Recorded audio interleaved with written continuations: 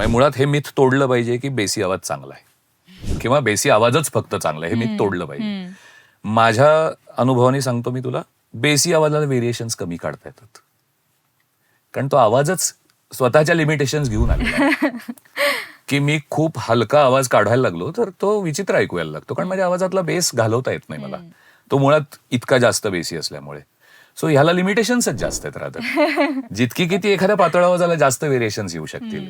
So आपण observe करूया की बच्चन साहेबांसारखा माणूस, आपण त्यांचे कितीही जरी व्हेरिएशन म्हणजे ते फार वेगळा आवाज ऐकू येत नाही, कारण त्या आवाजाला ती जातकुळी आहे, ठरलेली आहे. तो पोत असेल तर तो बच्चनचा आवाज रादर असा ओळखला जातो. हा, किंवा रजा मुराद साहेब यांच्या आवाजाला जी एक डेप्थ आहे ती बदलूच नाही शकत. ते अगदीच असं कॉमिक काही कॅरेक्टर करू शकतील का, तर मला वाटतं अवघड आहे, कारण त्या आवाजात ते येणार नाही. ते गांभीर्य त्या आवाजातच आहे.